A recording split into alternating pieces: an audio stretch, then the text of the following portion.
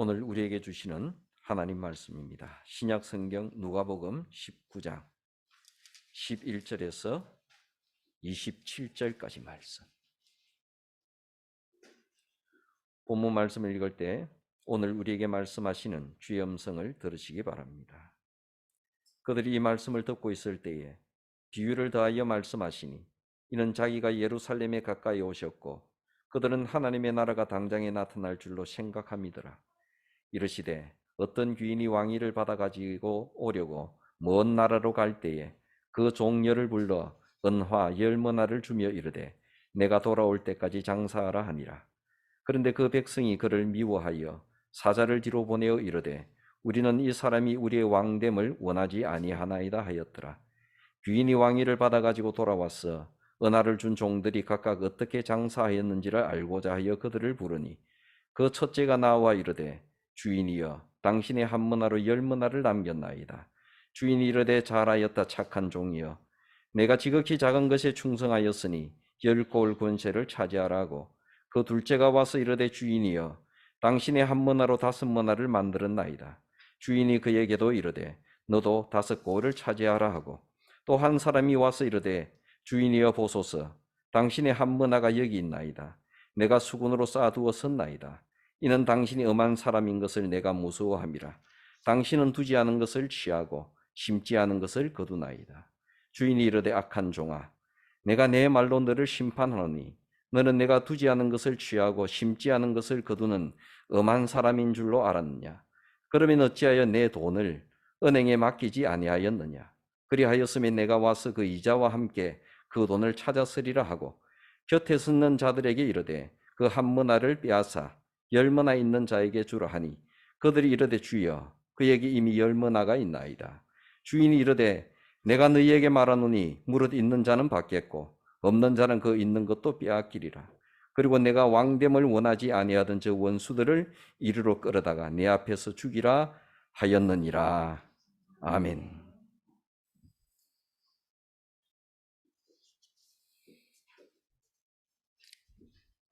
우리들은 자라나는 우리 자녀들이 하나님 앞에서 잘하였다, 착하고 충성된 종아, 그런 칭찬을 듣는 자녀가 되기를 바랍니다. 그런 마음을 가지고 오늘 본문 말씀을 묵상하도록 하겠습니다. 오늘 본문의 내용은 여러분들이 잘 알고 있기 때문에 다시금 언급하지 않고자 합니다. 그런데 분명한 사실은 예수님께서 귀인으로 상징되는 예수님께서 예수님의 종들에게 머나를 다 주셨다는 겁니다. 한 머나씩, 다 똑같이 한 머나씩. 그리고 이런 명령을 하셨습니다. 내가 돌아올 때까지 장사를 해라 그랬습니다. 이걸 잘 들으셔야 됩니다. 머나를 주시고 하신 말씀이 내가 돌아올 때까지 장사를 해라 그랬습니다. 장사의 목적이 뭐죠? 돈을 남기는 겁니다. 장사를 하는 목적은 돈을 벌기 위해서 하는 거예요. 돈을 남기기 위해서 장사를 하는 겁니다. 그런데 주님께서 장사를 하란 말씀하셨어요.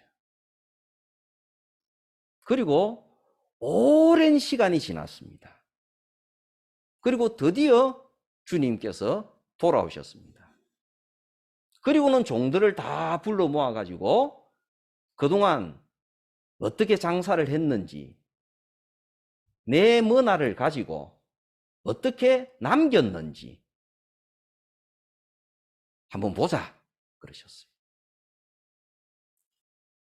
그러니까 어떤 사람은 한 머나를 가지고 10머나를 만들었고 어떤 사람은 한 머나를 가지고 5머나를 만들었고 어떤 사람은 한 머나를 수건에 고이 싸놨다가 이걸 그냥 그대로 들고 왔습니다.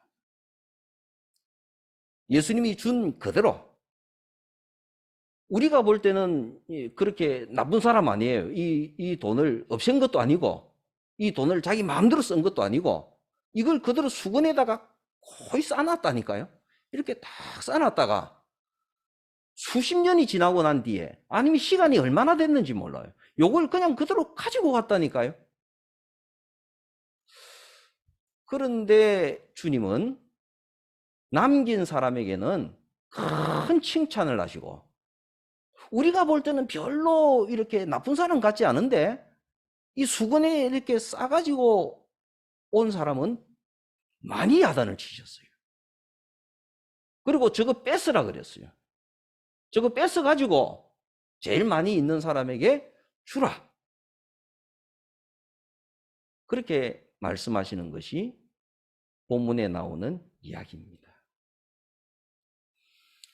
이 본문의 말씀에 의해서 몇 가지를 묵상할 수 있습니다. 첫 번째로 우리는 전부 하나님께로부터 머나를 받은 사람이다. 이걸 꼭 아셔야 됩니다. 10사람 중에서 머나를 받지 않은 사람은 아무도 없습니다.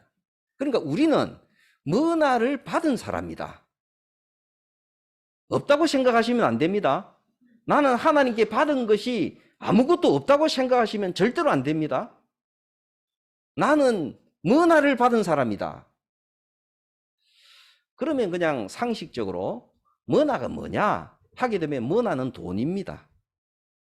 얼마만큼 되는 돈이냐?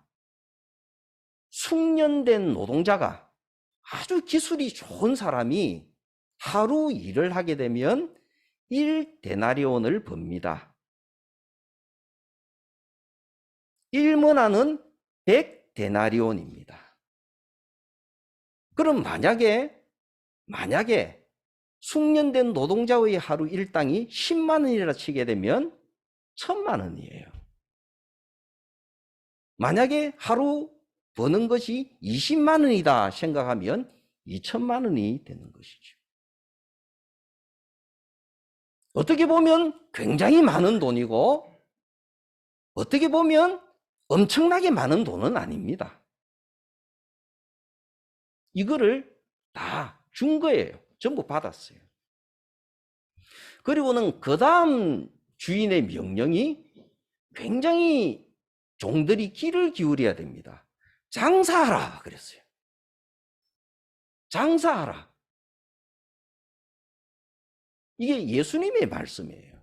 장사하라. 그러니까 장사를 한다는 것은 이 돈을 이용해서 무언가 생산적인 활동을 해서 이 돈을 남기라는 거예요. 물론 그 사이에 이 돈으로 생기는 이득을 가지고 먹고 살기도 하고, 그러면서도 최종적으로는 남기라는 것이 장사의 목적입니다. 장사의 목적은 돈을 벌기 위해서 하는 거예요.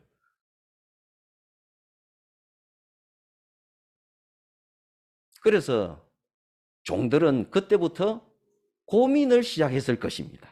굉장히 고민했을 거예요. 어떻게 해야 돈을 벌지? 그리고 어떤 똑똑한 사람은 이 돈이라는 게 뭐지? 돈의 성격이 뭐지? 이 돈과 인생에 무슨 관계가 있지? 돈을 어떻게 대해야 되는 거지? 돈을 어떻게 알아야지, 돈의 성격을 알아야지 이 돈이 돈을 벌도록 만들 거 아니에요. 돈이 뭐지? 그런데 가만히 생각해 보면 사람이 살아가는데 돈이 굉장히 중요하잖아요. 돈이 없으면 우리가 살아갈 수가 없잖아요. 그런데 우리 한국 사람들은 묘하게 이렇게 굉장히 중요한 돈 얘기를 사람들 사이에 이렇게 하게 되면 조금 속물이라고 생각을 합니다. 또 특히나 교회에서 돈 얘기를 하게 되면 그 목사 굉장히 쓸데없는 소리하고 그 속물이네 이럴 거예요. 그리고 또 집에서 자녀들에게 돈 얘기를 잘 안 합니다. 자녀들도 눈치가 뻔한데 돈 얘기를 안 해요. 그리고 집의 경제 사정에 대해서 자녀가 물으면 어른들은 그럽니다. 어허, 너는 알 거 없어. 너는 우리 부모님이 다 알아서 할 테니까 너는 공부만 열심히 해. 뭐 너가 그 돈에 대해서 그거 알려고 그러냐? 돈은 다 뒤에 크면 알게 되는 건데. 이렇게 말하면서 집에서 가장 중요한 돈 얘기를 안 해요.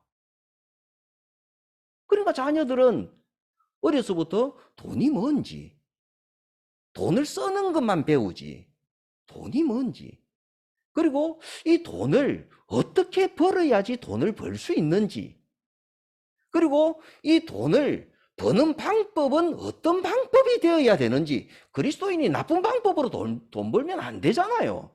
아무리 돈을 많이 준다 그래도 나쁜 다른 사람에게 해를 끼치는 일을 하면서 돈 벌면 안 되잖아요. 그리고 또 이 돈을 벌고 난 뒤에는 돈을 잘 써야 되잖아요. 왜냐하면 본문에도 나옵니다만은 이 돈은 주인의 돈이잖아요. 주인의 돈이니까 이 돈을 내 뜻대로 다 쓰면 안 되잖아요. 뭘 쓰게 될 때마다 주인의 뜻을 생각하고 돈을 잘 써야 되잖아요. 그러니까 돈을 벌고 돈을 버는 방법을 알고 그리고 이 돈을 주인의 뜻에 맞게 잘 써야 되잖아요. 그래야 되는데 이것이 어릴 때부터 이런 얘기들을 주고받아야지 공부가 되는데 가장 중요한 돈에 대한 공부를 시키지 않는 거예요, 집에서. 그런데 유대인들은 어릴 때부터 밥상에 앉아서 부모가 계속 돈 얘기를 합니다. 돈에 대해서 얘기를 많이 해요. 그리고 돈을 어떻게 버는지, 어떤 방법으로 벌어야 하는지, 그리고 지금 세상은 어떤 방법으로 해야지 돈이 벌리는지, 이런 얘기를 부모가 어릴 때부터 자녀들하고 얘기를 하는 거예요. 그리고 우리 집의 경제는 어떻게 이루어지고 있는지 이런 얘기도 합니다. 그리고는 아이들이 어려서부터 노력을 해서 돈을 벌게 만들어요. 그리고는 결정적으로 나이가 13살이 되면 그동안 교육을 많이 받아왔으니까 자녀들에게 돈을 직접 줍니다. 성인식을 하게 될 때. 그때 가족, 친척들이 전부 이렇게 이 아이에게 돈을 줘요. 그러면 부모님의 도움을 받아서 보통 보면 유대인들은 그 돈이 한 5천만 원 가량 되거든요. 성인식을 할 때. 이걸 가지고 그동안 배워온 것을 가지고 부모하고 의논을 하면서 돈에 대해서 생산적 활동을 하기를 시작합니다. 주로 유대인들은 금융 쪽으로 많이 하죠. 왜냐하면 자본주의 사회에서는 금융이 잘하면 돈이 되니까요. 물론 잘못하게 되면 큰일 납니다. 이 돈에 대해서 공부를 하지 않으면 망하기가 딱 알맞아요. 앞으로 어떤 일을 통해서 돈을 벌게 될지, 어떤 일을 통해서 이걸 하게 되면 돈을 못 벌게 될지, 이런 것을 현대 사회를 알지 못하게 되면 벌 수가 없어요. 망하기가 딱 알맞습니다. 그러니까 주인이 주인의 돈을 이렇게 한문화를 딱 주면서 그걸 가지고 장사를 하라니까 그때부터 이 종들은 굉장히 고민을 많이 했을 겁니다. 어떡하지? 이거 내 돈도 아닌데? 이거 주인 돈인데? 이거 자칫 잘못해가지고 이게 내가 뭔가를 잘못 알아가지고 잘못하게 되면 이거 잃어버리는 게 십상인데? 우리 옆에도 보니까 저 사람들 잘못해가지고 그냥 다 날려버리던데? 어떡하지? 많이 생각을 했을 것입니다. 많이.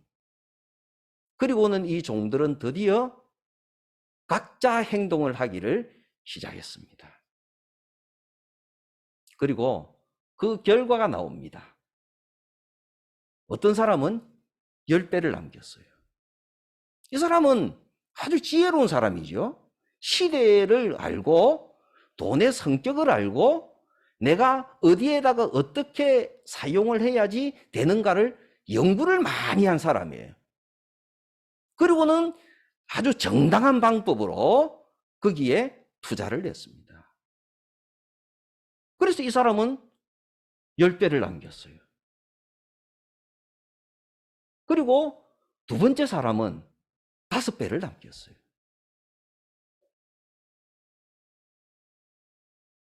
이 두 사람의 차이가 나죠, 그죠? 이것은 이 사람들이 어떻게 많이 고민을 하고 어떻게 방법을 알고 연구를 하고 그리 했냐에 따라서 차이가 나는 겁니다. 또 어디에서 차이가 났느냐? 이건 틀림없이 시간의 문제였을 겁니다. 시간. 내가 어디에 투자를 하든지, 집에 투자를 하든지, 땅에 투자를 하든지, 어디에 투자를 하든지 그것이 괜찮은 방법이라 하게 되면 나머지는 시간이 해결해 주니까요. 투자한 기간이 길면 길수록 이유는 늘어나니까요.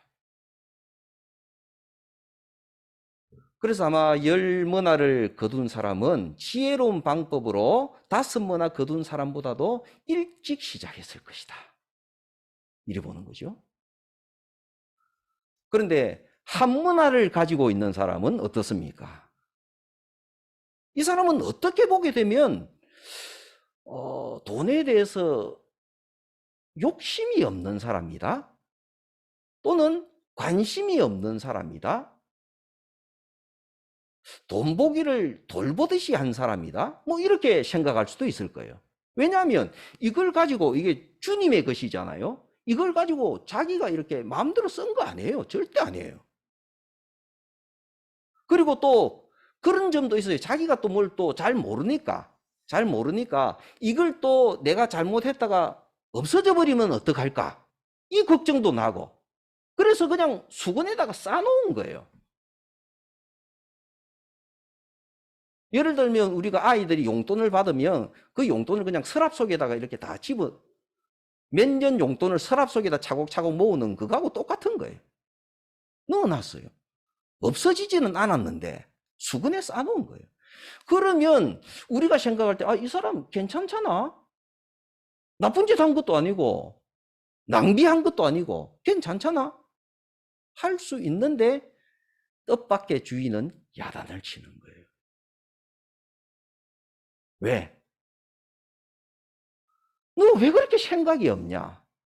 너가 스스로 관리하기 싫으면 그걸 가지고 은행에다가 맡겨야지. 하다못해 은행에 넣어서 이자라도 받게 만들어야지. 왜 그러냐? 그렇게 하신 거죠. 이것이 오늘 머나 비유에 나오는 이야기입니다. 그리고 주님은 이 내용을 가지고 제자들에게 인생에 대해서 가르치시는 거예요. 우리 모두의 인생은 하나님 앞에 머나를 받은 사람입니다. 그러므로 우리가 받은 모든 것은 머나예요. 머나. 우리의 재능이라든지 우리의 건강한 신체라든지 이 모든 것이 머나예요.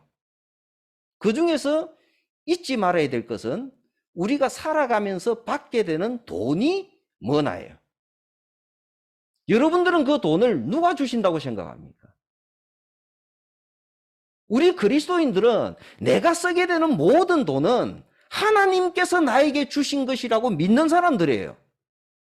그러니까 내가 돈을 받으면 이 모든 것은 하나님의 것입니다라는 표시로 신앙 고백으로 11조를 드리잖아요. 세상 사람들이 볼 때, 야, 그게 어째서 하나님이 주시는 거냐? 너가 직장에 가서 열심히 일을 해서 월급 받았으니까 너가 번 거지. 이렇게 말하지만 우리 그리스도인은 내가 열심히 일을 하도록 하나님께서 건강을 주셨고, 시간을 주셨고, 직장을 주셨고, 그리고 그 직장을 통해서 하나님께서 나에게 돈을 주셨다. 그러니까 이것은 하나님께서 나에게 주신 것이다. 그렇게 믿어요. 그리고 그 신앙 고백으로 11조를 드리는 거죠. 그러면 우리가 받게 되는 그 모든 돈들이 머나예요. 우리 초등학생들, 중고등학생들이 용돈을 받잖아요. 이 용돈도 뭐나예요? 나에게 하나님이 주시는 거예요. 누구를 통해서? 부모님을 통해서 하나님께서 나에게 주시는 돈이 용돈이에요. 그게 뭐나예요? 물론 용돈이 넉넉하지 않아서 그걸 어린 시절은 다 써도 모자라요. 그렇지만 지혜로운 사람은 다 쓰지 않아요. 그 중에서 뭔가를 해요. 어떤 사람은 서랍에 넣어놓기도 하고, 어떤 사람은 조금씩이지만은 은행에다가 저축을 하기도 하고, 또 어떤 사람은 어디에다가 어른들에게 물어봐지 잘해가지고 뭔가 좀 이렇게 어디에도 투자를 하기도 하고, 그렇게 해요. 이게 우리에게 주시는 머나예요. 이 머나 관리는 언제부터 하는 것이 좋으냐 하게 되면 어릴 때부터 머나 관리를 공부하고 배우고 시작하는 것이 좋습니다. 그런 사람은 10머나를 남길 가능성이 많아요. 왜냐하면 이 머나와 시간은 굉장히 관계가 많으니까요. 특히 요즘 사회에서는 더더욱 그렇죠. 저는 우리 교회에 다니는 우리 자녀들이 그냥 단순히 수동적으로 부모에게 의지해서 살아가는 사람이 되지 않기를 바랍니다. 내가 하나님께로부터 어릴 때부터 머나를 받은 사람이다 라는 것을 생각을 하는 거예요. 그리고 내 머나를 어떻게 관리하는 것이 좋을까? 이 부모님하고 자꾸 물어보면서 의논을 하는 거예요. 그리고 부모들도 우리 아이들에게 주게 되는 이 모든 것은 하나님을 통해서 머나를 남겨주는 거예요.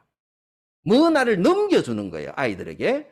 그럼 이 아이들의 머나를 전부 학업에 공부하는데 다 쓰는 것이 현명할까? 아니면 이 머나를 아이와 의논을 해서 일정 부분, 예를 들면 학원을 2개 갈 개를 1개를 끊고 그 1개를 이 아이들의 미래를 위해서 뭔가 준비하는 게 옳을까? 같이 의논을 해보는 게 좋아요. 그러면서 어른이 되면 될수록 정말 중요한 게 이 머나예요. 이게 없으면 인생이 너무 힘들어요. 불편해요, 그냥. 아주 힘들어요. 그런데 오랜 기간 차근차근 준비를 해온 사람은 그 불편함을 조금 감소시킬 수도 있고, 어떤 사람은 준비가 잘 된 사람은 나이가 들면 거기에서 자유로울 수도 있어요. 그리고 믿음으로 성장한 사람은 그걸 가지고 구제를 하든지 남을 위해서 사용을 하든지 좋은 일에 쓸 수가 있어요. 하나님 나라를 위해서. 오늘은 자녀의 주의를 통해서 우리 인생을 생각하면서 머나의 비유를 묵상했습니다. 아무쪼록 여러분들 가정 위에 하나님의 은총이 함께 하시고 예수님의 말씀대로 인생에 머나를 남겨서 하나님께 영광 돌려드리는 그런 가정이 될 수 있기를 바랍니다.